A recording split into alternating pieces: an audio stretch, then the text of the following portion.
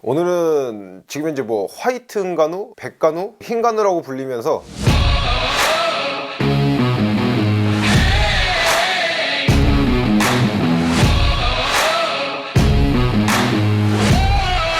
세르게이 파블로비치의 펀치가 왜 특별한지 그거에 대한 분석을 준비해 왔습니다. 현재 파블로비치가 UFC에서 6연승을 거두고 있는데 6연승 모두 KO, 그것도 다 1라운드 KO예요. 그래서 6승까지 하는데 이 경기 시간 총합이 12분 17초입니다. 이렇게 엽기적인 기록을 써 내려가고 있는데, 과연 파블로비치의 펀치가 무엇이 특별하기에 이런 연승을 구가할 수 있는지에 대해서 알아보도록 하겠습니다.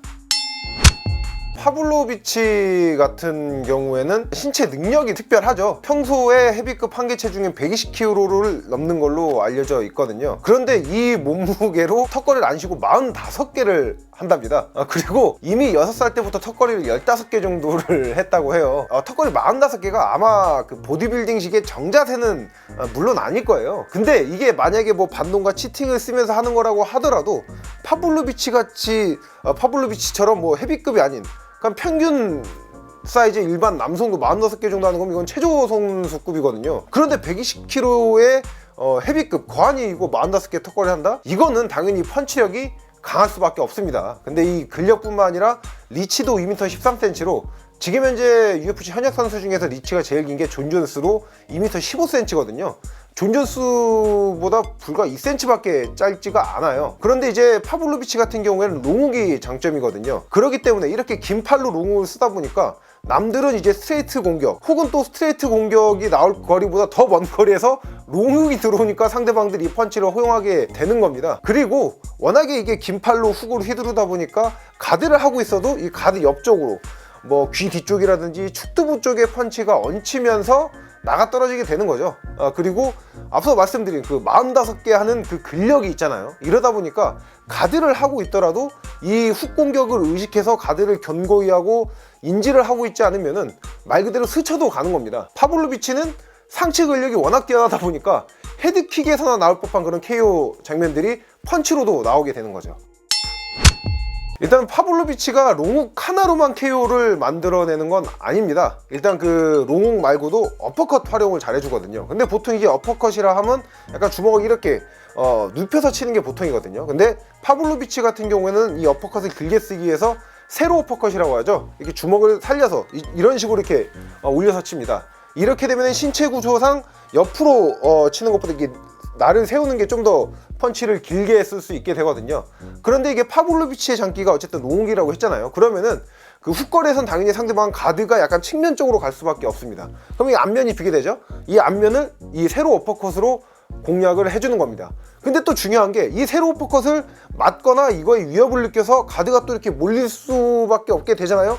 그럼 또 이제 롱훅이 나오게 되는 거죠. 이렇게 강력한 이지선다가 있기 때문에 파블로비치가 롱훅이 또 잘 통할 수도 있는 거고, 때로는 어퍼컷을 통해서 너가웃을 만들어내기도 하는 겁니다. 그 화이트 은간우라는 평가가 뭐 팬들이나 전문가들이 붙여준 게 아니라 프란시스 은간우의 전 코치이자 현재 시릴간의 헤드 코치인 페르난도 로페즈가 파블로비치를 평가할 때 화이트 은간우라는 얘기를 했어요. 그래서 이제 파블로비치한테 물어본 거죠. 은간우의 예전 코치가 너한테 이런 평가를 내렸는데 넌 어떻게 생각하냐? 근데 이게 파블로비치가 생각보다 그 별명은 좋아하지는 않더라고요. 자기는 뭐 그렇게 생각하지 않는다고 얘기를 하면서 은간우는 본인보다 조금 더 직선적인 파이터라고 얘기를 했어요. 그러니까 이게 좀 포장을 해줘서 이쁘게 말해서 그런 거지 그냥 단순한 파이터다. 그러니까 자기가 좀 더 기술적인 파이터라고 생각을 하고 있다는 걸 알 수 있는 인터뷰거든요.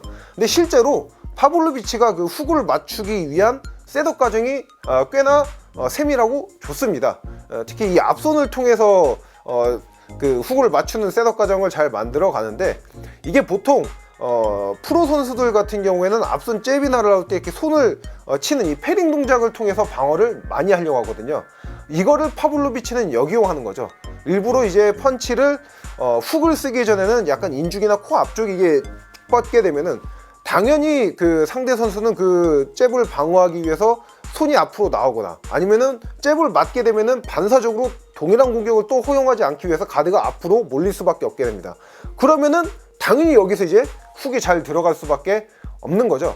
근데 이게 파블로비치가 훅을 맞출 때만 잽을 쓰는 게 아니라 앞서 말한 그 어퍼컷을 쓸 때도 이 잽을 잘 활용을 해줍니다. 훅을 칠 때는 약간 이 앞면 앞쪽에 둔다고 말씀을 드렸는데, 어퍼컷 같은 경우에는 약간 이마 쪽으로 일부러 잽을 뻗습니다.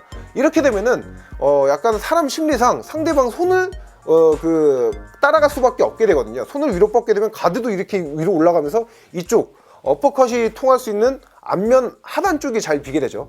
이렇게 되면서 본인의 어퍼컷을 활용해 주는 겁니다.